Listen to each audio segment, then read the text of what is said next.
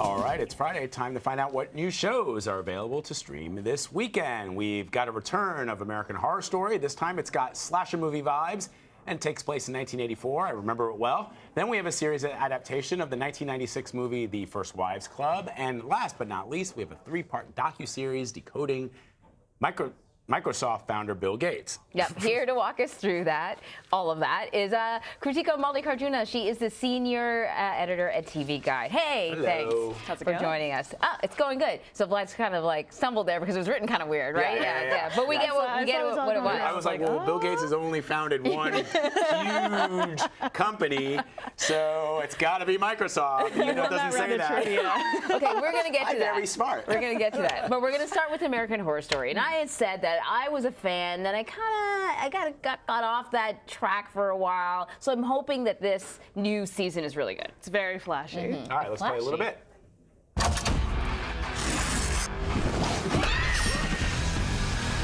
My cousin told me that the dude they're looking for slashed her throat. Jesus, can we shut up for a second? The cops are gonna find him, right? It's gonna be a non-stop party, okay? Look out!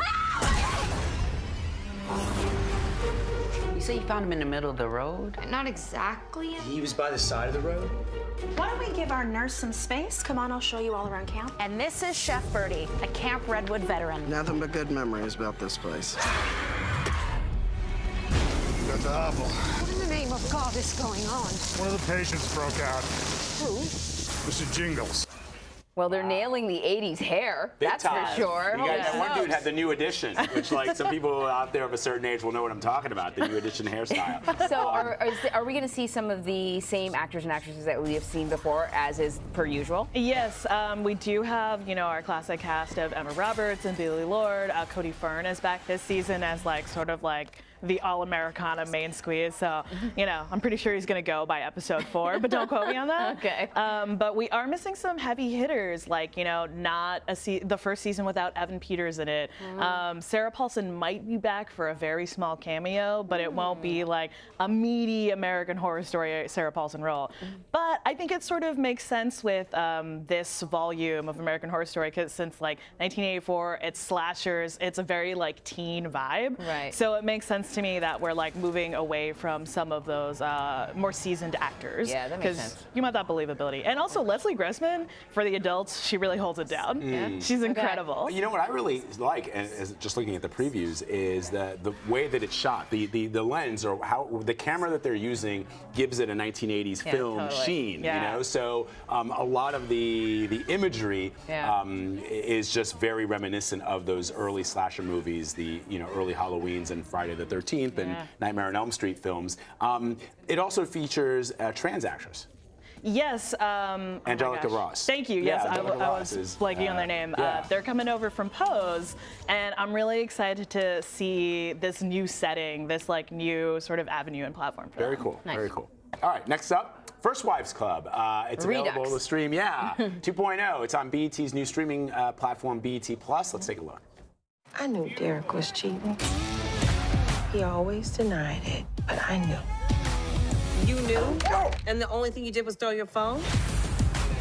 I'd love to throw a phone in Gary's face. We were just not connecting like we used to. He put somebody else that wasn't me. Need to open another bottle for David? David? No, I'm very happy. Really? I cannot believe you stopped practicing law. Running his campaign is a full-time job. I mean, I had to make a choice, but that's life, right? Says who? Ladies, it's time for us to live our lives. So I saw Jill Scott, and I was done. Yeah. Because I'm a big fan of the Philly native, who is multi-talented. Who isn't? I mean, Jill Scott really exceptional performance as always. She has sort of in this adaptation of First Wives Club, she has sort of the most Goldie Hawn-esque role. You can see the aging movie star was replaced with a fading R&B singer. And we have our other characters that are also loosely based on First Wives Club, but it's written by Tracy Oliver of Girls Trip, so it really does take a different direction than the movie. It's not an exact replica. And the sort of situations, the problems they're having in their marriages, and the way these women, sort of enact their feminist revenge fantasy is really different than the original movie, but I think it has the same spirit of like fun and joy, and every time you watch it, you're gonna want to like open a bottle of wine with your girls. Love it. Great. Get down with that. Get down with that. And lastly, we have Inside Bill's Brain, Decoding Bill Gates. It's a new docuseries on Netflix. Bill Gates. What's your favorite animal? Dog. What's your favorite food? Hamburger. What do you eat for breakfast? Nothing. What is your worst fear? I don't want my brain to stop working. Bill is a multiprocessor. He'll be reading something else, but then processing at the same time. It's chaos. He thrives on complexity. He makes a framework in his mind, and then he starts slotting in the information. That looks cool. Yeah, that does. So what do we learn about Bill Gates? Because he's sort of, you know, he's not a recluse, but he's sort of inscrutable. We don't know a lot about what makes him tick. Yeah, it's interesting because this is a docu-series by Davis Guggenheim, who is a very famous documentarian, and most of his documentaries are known for being like very linear and like for having a very clear sort of narrative and point of view.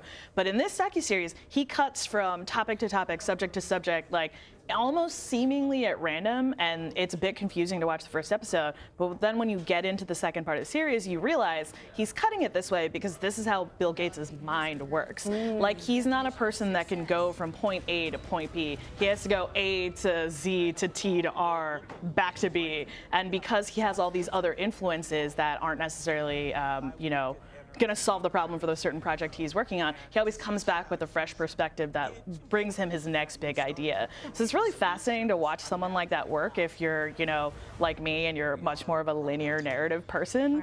Right. And by the time you get to the end, you're like, I would not want his job. I see that very clearly. Wait, Bill Gates' job or the filmmaker? Oh, you know what, honestly, either or. I don't know if I'd be able to handle either. I can handle a little bit of Bill Gates' money. But, yes, you know. his money, yes, I'm happy to take a look at. Yeah, so it's a 3-part series, right? Have you seen the whole thing? Yeah, I have. And the first part is really about sort of his like big idea work, like the major world problems he's trying to solve, like especially through the foundation he works on with Melinda, and like things like clean water and clean drinking water and stuff like that. The second episode is really Microsoft heavy and like goes into the history and how it was made, and it's a little more biographical, but it's really emotionally about his fallout with Paul Allen, which was really fascinating for me personally. And then the third one is like a little more loose and like sort of about legacy and social justice and like what he wants to leave the world when he, you know, eventually shuffles off this mortal coil. Downloads his brain into yeah, exactly. a chip. All right. Well, all really of them cool. sound All fantastic. good stuff. Krutika, thank you very much. Thanks so much.